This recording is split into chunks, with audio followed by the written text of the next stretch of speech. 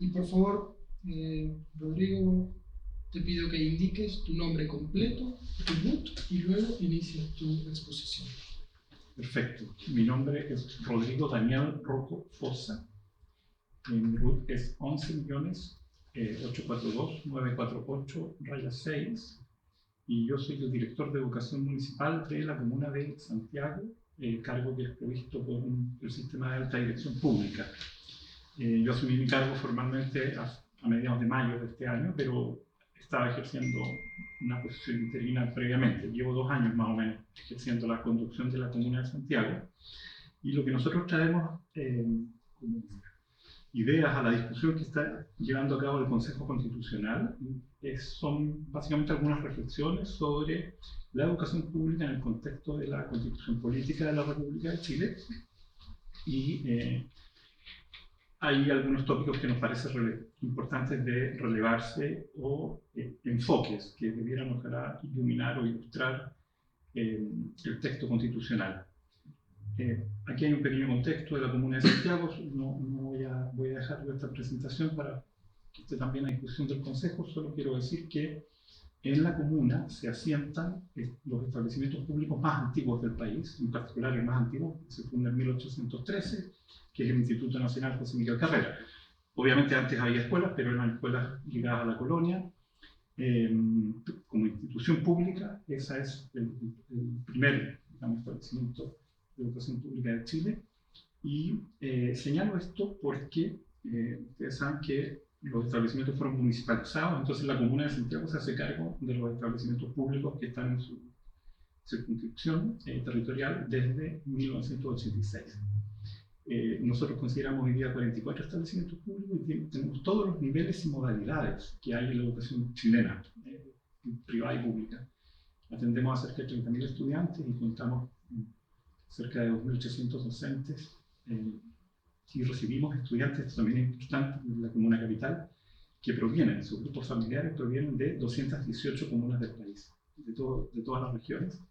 Y bueno, eso. Quisiera centrar aquí a 2 pensadores chilenos, 2 educadores chilenos, que de alguna manera nos dan un poco el marco de lo que, desde la experiencia práctica de gestión del sistema de educación en la comuna, nosotros estamos tratando de apostar. Y uno es la frase de Gabriela Mistral: si no realizamos la igualdad y la cultura entre la escuela, ¿dónde podríamos exigir estas cosas? Y por otro lado, la frase de Humberto Maturana, que nos recuerda que el futuro de la humanidad no son los niños y las niñas, sino que somos los mayores, con los que ellos y ellas se transforman en la convivencia. Maturana hace una equivalencia entre el concepto de convivencia y educación en el mismo texto en que aparece esta idea, y nos parece fundamental traer eso a colación, porque finalmente pensamos que esta idea relativamente reciente, que tiene 250 años en la historia de la humanidad, de tener sistemas de educación que proveen este bien, que aseguran este derecho a la población, al conjunto de la población, es una idea relativamente reciente en la historia de la humanidad, si lo vemos desde ese punto de vista. Y la idea de tener sistemas profesionalizados es indudablemente algo sobre lo que tenemos que reflexionar finalmente en el Pacto Social y en la Carta Fundamental que articula la legislación del país. En ese sentido, los propósitos de la educación son algo que nos parece muy relevante tener en cuenta. Finalmente, educamos para la vida y la democracia, que es lo que nosotros tratamos de hacer en la educación pública de Santiago.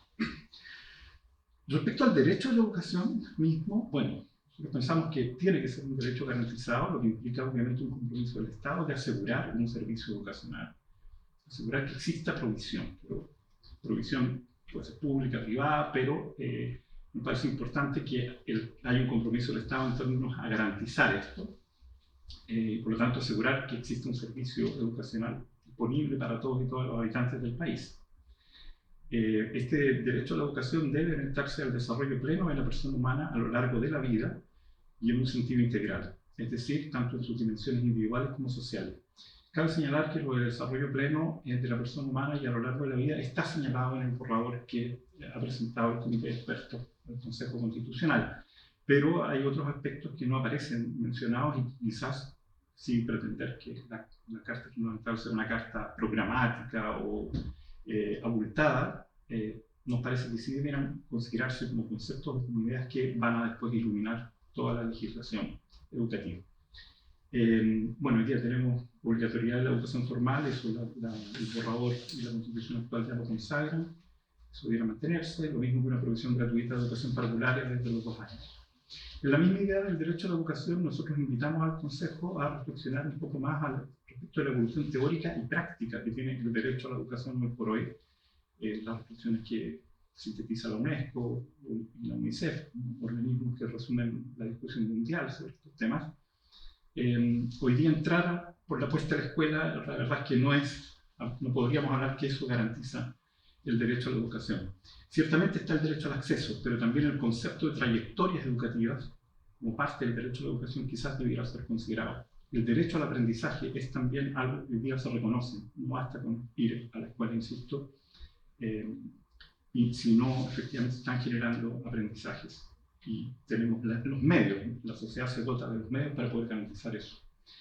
Y algo muy importante es asegurar las condiciones adecuadas para esta escolaridad, pero pongo el acento en ambientes bien tratantes. Porque como decía Maturana antes y Gabriel Mistral, el sistema educativo, cualquier escuela, son personas trabajando con personas.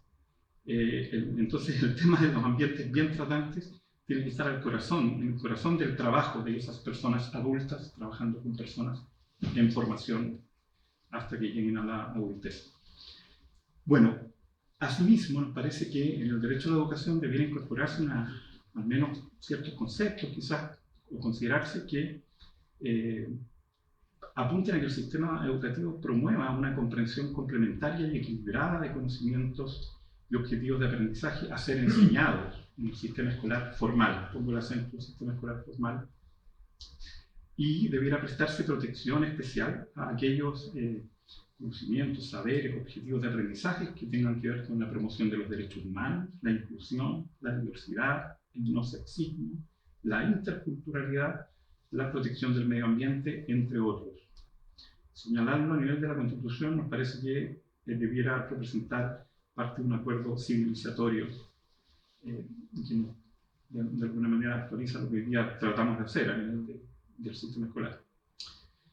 La educación como deber primordial, preferente o principal del Estado, que es lo que esos 3 conceptos aparecen en la tradición constitucional chilena desde 1818, 22, 23, 69, en fin, las distintas constituciones han ido recogiendo esto. Nos parece que es importante restablecer ese deber primordial del Estado respecto a la educación y debe ser concebida como una función principal y preponderante del Estado. Esto no implica afectar la participación de los privados en la provisión del servicio educativo, reciban o no recursos públicos para ello. Tampoco significa afectar el derecho preferente de los padres a escoger el tipo de educación que habrá de darse a sus hijos, que ya está establecido en la Declaración Universal de los Derechos Humanos. La educación como deber primordial y preferente del Estado sí implica que el Estado tenga las herramientas necesarias para asegurar a toda la población el acceso universal a una provisión educativa pública, gratuita, de calidad, con independencia de cualquier condición social, geográfica, de género u otra. Ese es el punto central, esa independencia.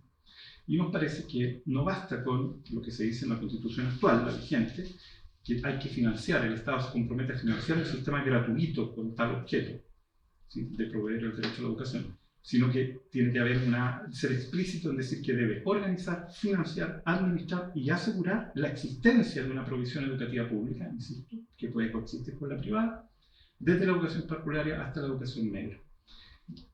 Sobre la libertad de enseñanza, nosotros pensamos que debe ser una cápite del derecho a la educación y no un punto aparte. Eso también recoge la tradición institucional chilena en la materia. Y nos parece que debe quedar claro que la enseñanza reconocida oficialmente no podrá orientarse por ninguna tendencia política partidista, sin perjuicio de la educación cívica. Pensamos que la propuesta que hace la presidenta Bachelet en 2018 está mejor formulado el punto de lo que está formulado actualmente y también en el borrador de los expertos. Asimismo, el Estado debiera reconocer las distintas formas de educación de los pueblos indígenas en el marco del sistema general de educación del país. Y por último, debiera relevarse la función docente en el sentido de hacer ver que esta es una función especial y eso debería estar considerado en lo que llamamos la obligación del Estado de organizar y administrar una provisión educativa pública para el país. Eso, muchas gracias. Agradezco su presencia y la participación en este acto significativo para el desarrollo de una nueva Constitución.